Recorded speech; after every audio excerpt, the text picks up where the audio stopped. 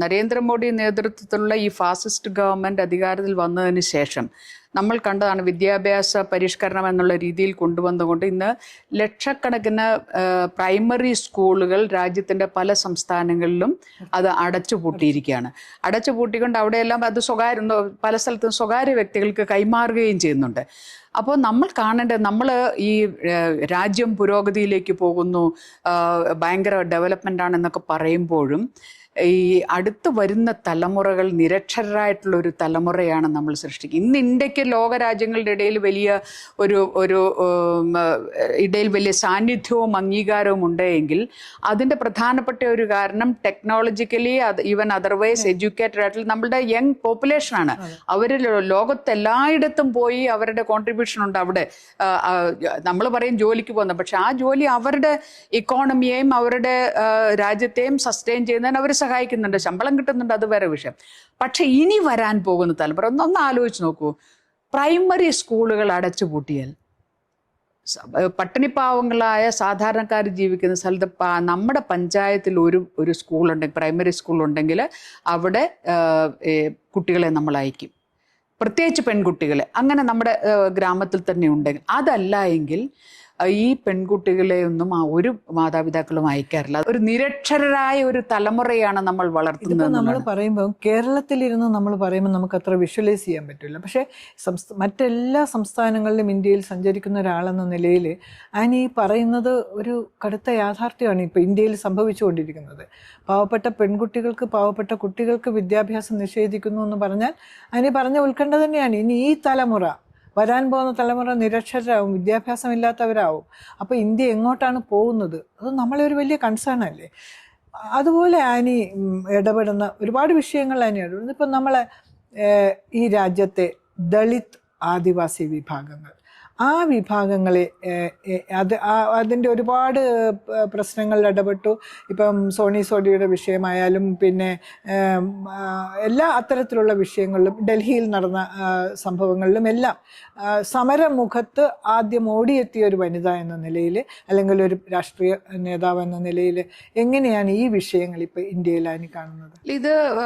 ഇതിനെക്കുറിച്ച് സംസാരിക്കാനാണെങ്കിൽ നമുക്ക് ഒരുപാട് സമയം ആവശ്യമാണ്. പക്ഷെ ഞാൻ ഏറ്റവും അവസാനത്തേതായിട്ടുള്ള ഏറ്റവും പുതുതായിട്ടുള്ള 1-2 വിഷയങ്ങൾ മാത്രമേ ഇതിൽ ഞാൻ സൂചിപ്പിക്കും. ഇപ്പം നമ്മുടെ സെൻസസ് പ്രക്രിയ നടന്നുകൊണ്ടിരിക്കുകയാണ്. ആ സെൻസസ് ക്വസ്റ്റ്യനെയറിൽ ഈ രാജ്യത്തെ ആദിവാസികൾക്ക് ആദിവാസികൾ എന്നുള്ള അവരുടെ ഐഡൻറ്റിറ്റി അടയാളപ്പെടുത്താനുള്ള ഒരു കോളം പോലും ഇല്ലാത്ത ഒരു സെൻസസ് ക്വസ്റ്റ്യനെയറുകൾ. ഹിന്ദുവിൻ്റെ പേരുണ്ട്, മുസ്ലിമിൻ്റെ പേരുണ്ട്, ക്രിസ്ത്യാനിയുടെ പേരുണ്ട്, ബാക്കി എല്ലാ മതങ്ങളുടെയും പേരുണ്ട്. പക്ഷെ ഈ ആദിവാസി എന്ന് രേഖപ്പെടുത്താൻ ഒരു കോളമില്ലാത്ത ക്വസ്റ്റ്യനെയറാണ് സെൻസസ്. അത് തീർച്ചയായിട്ടും എന്താണ് എന്നിട്ട് ഈ ക്വസ്റ്റ്യനെയർ ഇതുമായി ചെല്ലുന്ന സെൻസസിന് പോകുന്നവരോട് പറയുന്നത്, ആദിവാസികളുടെ അവിടെ പോകുമ്പോൾ നിങ്ങൾ അവരെ ഹിന്ദു എന്നുള്ളിടത്ത് ടിക്ക് ചെയ്യണം. അപ്പോൾ ഹിന്ദുവിൻ്റെ സംഖ്യ ഈ രാജ്യത്തിൻ്റെ ഒരു യാഥാർത്ഥ്യം എന്ന് പറയുന്ന ഏറ്റവും അധികം ജനസംഖ്യയിൽ ഏറ്റവും അധികമുള്ള മതം എന്ന് പറയുന്ന അല്ലെങ്കിൽ വിശ്വാസം ഈ ഹിന്ദു സമൂഹമാണ്. അപ്പോൾ അതിൻ്റെ സംഖ്യ ഒന്നുകൂടി പെരുപ്പിച്ച് കാണിച്ചുകൊണ്ട് ഇവരുടെ ഒരു RSSൻ്റെ ആത്യന്തികമായിട്ടൊരു അജണ്ട ഉണ്ടല്ലോ, ഹിന്ദുരാഷ്ട്രം എന്നുള്ള ആ അജണ്ടയിലേക്ക് നീങ്ങുന്ന തരത്തിൽ സെൻസസിനെ പോലും മാറ്റിയിരിക്കുന്നു എന്നുള്ള വലിയൊരു അപകടം. ഏറ്റവും നമ്മൾ ഇപ്പം ആദിവാസിയെക്കുറിച്ച് സംസാരിക്കുമ്പോൾ അഖിലേന്ത്യാ ആദിവാസി സംഘടനയാണ്. ആ മഹാസഭ ഇത്തരം ഒരു വിഷയം ഏറ്റെടുത്തുകൊണ്ട് രാജ്യത്ത് പല സംസ്ഥാനങ്ങളിൽ നിന്നുമായി ആയിരക്കണക്കിന് പോസ്റ്റ് കാർഡുകൾ നമ്മുടെ രാഷ്ട്രപതിക്ക് അയച്ചിരിക്കുക. എന്താ, ഞങ്ങൾക്ക് ഞങ്ങളുടെ ഐഡന്റിറ്റി രേഖപ്പെടുത്തുന്നതിന് ആദിവാസികൾ, ഞങ്ങളുടെ മതം എന്ന് പറഞ്ഞാൽ അത് ആദിവാസി എന്നുള്ളതാണ്, നിങ്ങൾ ഞങ്ങളെ വനവാസി എന്നാ പറയുന്നത്, ഞങ്ങളതിൽ ശക്തമായി പ്രതിഷേധിക്കുകയാണ്. ഞങ്ങൾ ആദിവാസി, അത് രേഖപ്പെടുത്താനുള്ള ഇടം വേണം ഈ സെൻസസ് ചോദ്യാവലിയിൽ എന്ന് പറഞ്ഞുകൊണ്ട് രാഷ്ട്രപതിക്ക് ആയിരക്കണക്കിന് പോസ്റ്റ് കാർഡുകൾ അയച്ചുകൊണ്ട് ഇപ്പോഴും തുടരുകയാണ്. അപ്പം ആദിവാസി ഐഡന്റിറ്റിയെ തന്നെ ഇല്ലാതാക്കാനുള്ള ഒരു ശ്രമം, അതിൻ്റെ കൂടെ വേണം നമ്മൾ കാണാൻ RSSൻ്റെ അഫിലിയേറ്റ് ആയിട്ടുള്ള ഒരു ആദിവാസി സംഘടന, BJPയുടെ ആദിവാസി സംഘടന, അത് ഡൽഹിയിൽ ചെങ്കോട്ടയ്ക്ക് സമീപത്ത് വലിയൊരു ഒരു പരിപാടി നടത്തി. അതിൽ അമിത്ഷാ ആയിരുന്നു, ആഭ്യന്തരമന്ത്രി അമിത്ഷാ ആയിരുന്നു അതിൽ മുഖ്യ അതിഥിയായി വന്നത്. അപ്പോൾ അദ്ദേഹം പക്ഷേ ഇങ്ങനെ പറഞ്ഞു ആദിവാസികൾക്ക് ഉന്നമനം അത് ഇതെന്നൊക്കെ പറയുമ്പോഴും ഈ ആദിവാസിയുടെ അജണ്ടയെ പരിപൂർണമായും ഇല്ലാതാക്കുക എന്നുള്ള ഒറ്റ ലക്ഷ്യം. അതിൽ പറയുന്നത് എന്താണ്, ആദിവാസികളെ അത് മതപരിവർത്തനം നടക്കുന്നു. അപ്പം അങ്ങനെ മതപരിവർത്തനം നടത്തുന്നവരെ ആദിവാസികളെ അല്ലാതെ ഡീലിസ്റ്റ് ചെയ്യും എന്ന ആഭ്യന്തരമന്ത്രി ഈ മീറ്റിംഗിൽ വെച്ച് സംസാരിക്കുകയാണ്.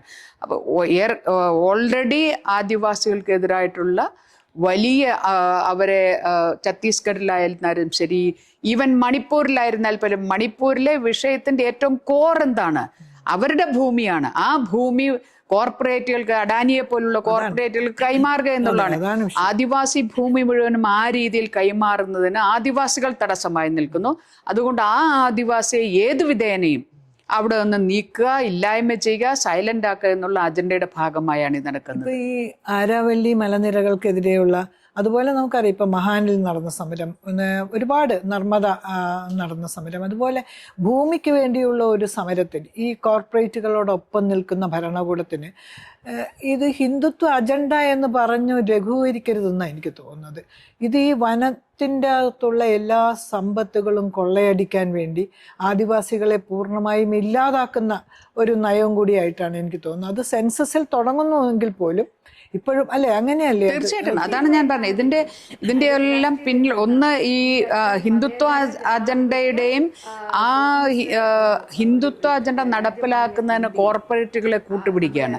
അപ്പൊ ആ കോർപ്പറേറ്റുകളെ കൂടെ നിർത്തണമെങ്കിൽ ഇത്തരത്തിലുള്ള കോർപ്പറേറ്റ് പ്രോഫിറ്റ് അവർക്ക് അവരുടേത് സുരക്ഷിതമാക്കുന്ന രീതിയിലുള്ള നടപടികൾ കൂടി ഉണ്ടാവണം.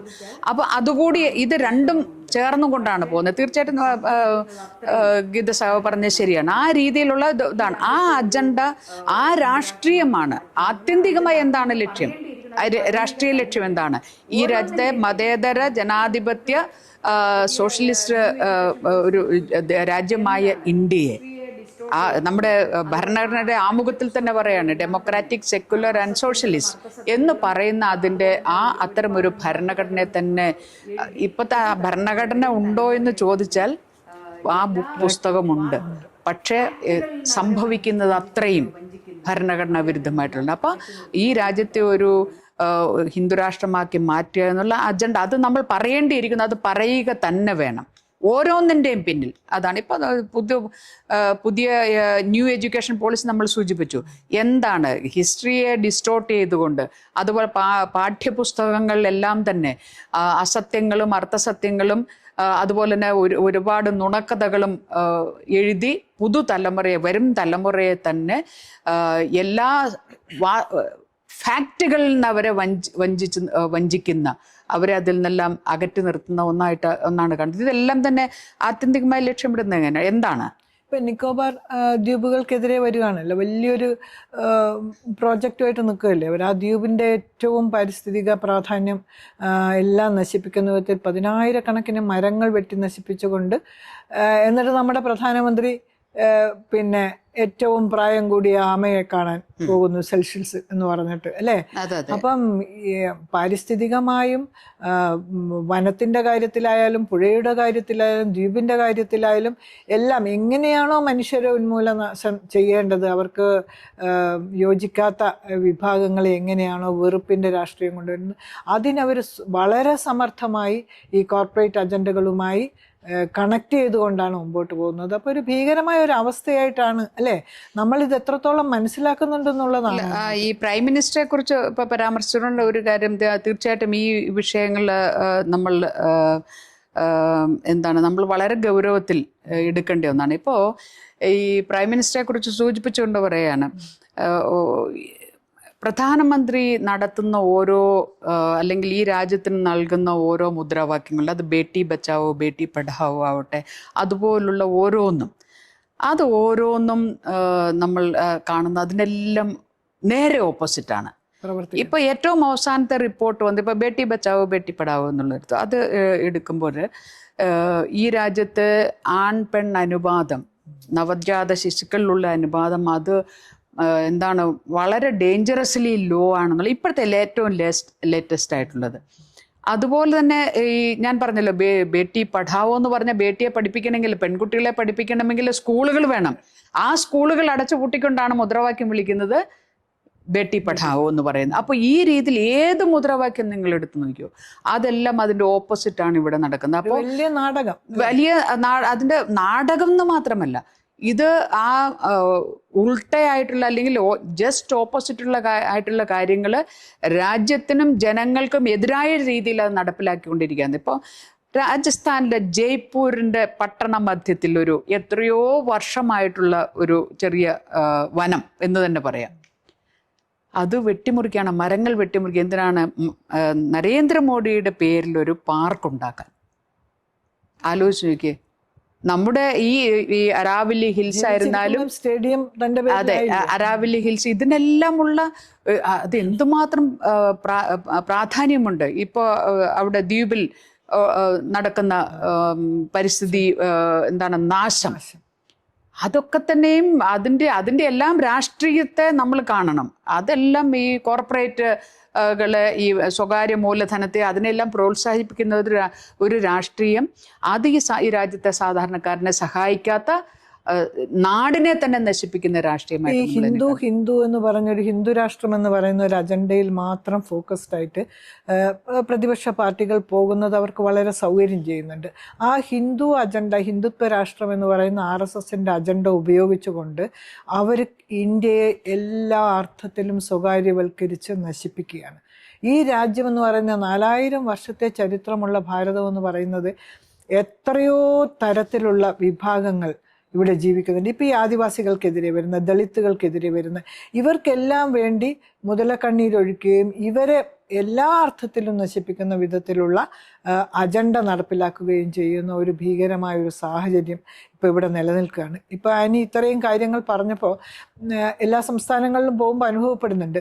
എങ്ങനെയാണ് ഈ ഇവിടെയൊക്കെ ഭരണകൂടങ്ങൾ അവർ ഭരിക്കുന്നത്? ഇപ്പം നമ്മൾ ഇന്നലെ പറഞ്ഞതുപോലെ, സൂചിപ്പിച്ചതുപോലെ പുഞ്ചിരിയില്ലാത്ത സെൽഫി എന്ന് നമ്മൾ പറയേണ്ടി വന്ന എന്തുകൊണ്ടാണെന്ന് വെച്ചാൽ, സെൽഫി വിത്ത് ഡോട്ടേഴ്സ്, അച്ഛന്മാർ കുട്ടികളുമായി സെൽഫി എടുക്കാൻ. എപ്പോഴാണത് പറഞ്ഞത്? ആ മുദ്രാവാക്യം പ്രധാനമന്ത്രി ഉയർത്തുന്നത് കത്തുവയിൽ ഒരു പെൺകുട്ടിയെ ക്രൂരമായി 8 വയസ്സുള്ളൊരു പെൺകുട്ടിയെ ശ്രീകോവിൽ വെച്ച്, ക്ഷേത്രത്തിൻ്റെ ശ്രീകോവിൽ വെച്ച് ബലാത്സംഗം ചെയ്ത്, കൂട്ടബലാത്സംഗം ചെയ്ത് കൊന്നുകളഞ്ഞ, എന്നിട്ട് ആ കുട്ടിയെ തിരക്കി അവരുടെ മാതാപിതാക്കൾ ആ ക്ഷേത്രമുറ്റത്ത് ചെന്ന് ചോദിക്കുകയാണ്, ഇങ്ങനെ ഒരു 8 വയസ്സുള്ള മകൾ ഇതുവഴി വന്നോ എന്ന് ചോദിക്കുമ്പോൾ ഞങ്ങൾ കണ്ടില്ല എന്ന് പറയുമ്പോൾ ആ കുട്ടി അവിടെ ക്രൂര ബലാത്സംഗം ചെയ്ത് ഞെരങ്ങി പ്രാണവേദനയോടെ പടയുമ്പോഴാണ് അത് പറഞ്ഞത്.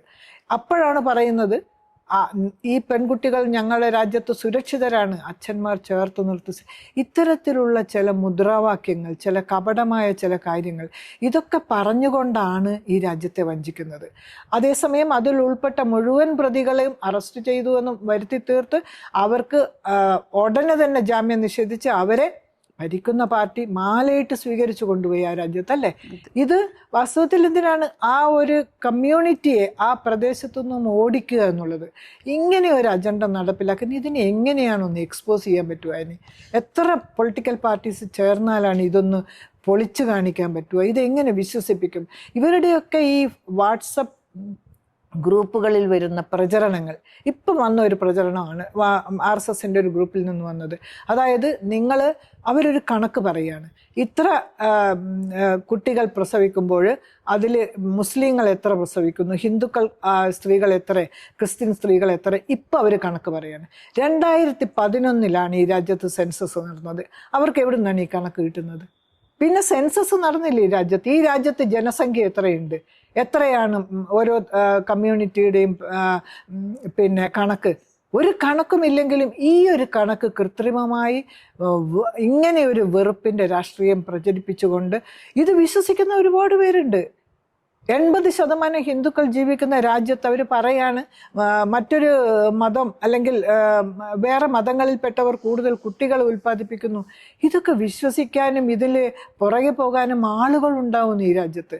എങ്ങനെ നമ്മൾ പ്രതിരോധിക്കും? അതാണ് ഒരുപാട് സ്ഥലങ്ങളിലെ വിഷയങ്ങൾ ഇടപെടുന്നത്. ഞാനിപ്പോൾ അത് പറയുമ്പോഴാണ് RSS പറയുന്ന ഒരു കാര്യമുണ്ട്. ഇപ്പം നമ്മളൊക്കെ നേരത്തെ നമ്മൾ 2 നമുക്ക് 2 എന്നുള്ള ഒരു മുദ്രാവാക്യം, പിന്നീട് അത് നമ്മളൊന്ന് നമുക്കൊന്ന് എന്നുള്ളതായി. അപ്പോൾ അങ്ങനെ ഒരു സ്വാഭാവികമായി സ്വമേധയാ തന്നെ കേരളം പോലുള്ള സംസ്ഥാനത്തടക്കം ഇത് ജനസംഖ്യാ നിയന്ത്രണം, അതിൽ നമ്മളിപ്പോൾ വലിയ വില കൊടുക്കേണ്ടി വരുന്നു, അത് വേറെ വിഷയം. ഓൾറെഡി വില കൊടുക്കുകയാണ് നമ്മൾ. അപ്പോൾ ആ രീതിയിൽ ഈ പല സംസ്ഥാനങ്ങളിലും ആ രീതിയിൽ ജനസംഖ്യാ നിയന്ത്രണം എന്നുള്ളത്. എന്നാൽ RSS ഇപ്പോൾ എന്താ പറയുന്നത്, ഈ നിങ്ങൾ പറഞ്ഞതുപോലെ തന്നെ ഇവിടെ മറ്റ് പ്രത്യേകിച്ച് മുസ്ലിമിൻ്റെ ജനസംഖ്യ വർദ്ധിക്കുന്നു, പിന്നെ ക്രിസ്ത്യാനിയുടെ ജനസംഖ്യ വർദ്ധിക്കുന്നു. അതിനെ അങ്ങനെ വന്നത് കുറച്ച് നാൾ കഴിയുമ്പോൾ അവരായിരിക്കും നമ്മളെ ഭരിക്കുക, അല്ലെങ്കിൽ അവരുടെ ജനസംഖ്യ കൂടും. 85-നെ മറികടന്നുകൊണ്ട് ഇവർ ഈ 15% വരുന്ന ഇതെല്ലാവരും കൂടി ഇതിനെ അങ്ങ് മറികടക്കും, പ്രസവിച്ചു കൂട്ടും. അതുവരെ ഇവര് ഈ ഹിന്ദു സ്ത്രീകളോ അല്ലെങ്കിൽ ഹിന്ദു കുടുംബങ്ങളിൽ കുട്ടികൾ ഉണ്ടാവില്ല എന്നുള്ള ഒരു രീതിയിലാണ് സംസാരം. അതുകൊണ്ട് എന്താ പറയുന്നത്, സ്ത്രീകൾ 4 കുഞ്ഞുങ്ങളെ പ്രസവിക്കണം.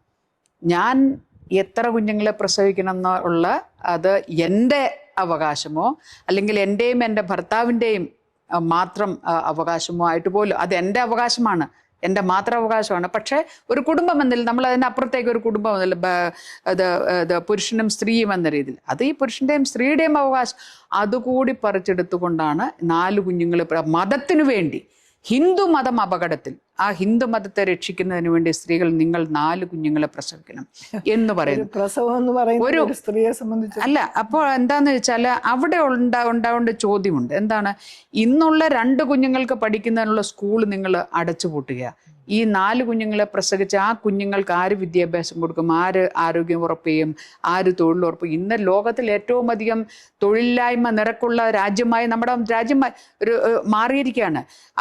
അൺഎംപ്ലോയിഡ് യൂത്ത്, അതാണ് നമ്മുടെ ഒരു വലിയ, അതിനെ അഡ്രസ്സ് ചെയ്യാതെ, ഇതൊന്നും അഡ്രസ്സ് ചെയ്യാതെ ഈ കാര്യങ്ങൾ ഇങ്ങനെ പറഞ്ഞു പോകുമ്പോൾ അവിടെ ഈ രാഷ്ട്രീയത്തെയാണ് നമ്മൾ തിരിച്ചറിയേണ്ടത്. അപ്പോൾ എന്താണ് വേണ്ടതെന്ന് വെച്ചാൽ പാർട്ടികൾ, പ്രത്യേകിച്ച് ഇടതുപക്ഷ പാർട്ടികൾ, കമ്മ്യൂണിസ്റ്റ് പാർട്ടികൾ, അവർ തീർച്ചയായിട്ടും കുറെ കൂടി ഈ കാര്യത്തിൽ കൂടുതൽ ഫോക്കസ് ചെയ്യുകയും കമ്മ്യൂണിസ്റ്റ് പാർട്ടികൾ, ഇടതു പാർട്ടികൾ ഇതെല്ലാം കൂടുതലായി അടുത്തു വരേണ്ട ഒരു ഇടതുപക്ഷ പാർട്ടികളുടെ, കമ്മ്യൂണിസ്റ്റ് പാർട്ടികളുടെ ചുമലിൽ വലിയ ഉത്തരവാദിത്തം വന്നു നിൽക്കുന്ന ഒരു സാഹചര്യം, ഒരു രാഷ്ട്രീയ സാമൂഹിക സാഹചര്യമാണ് ഇന്ന് നമ്മുടെ രാജ്യത്തുള്ളത്.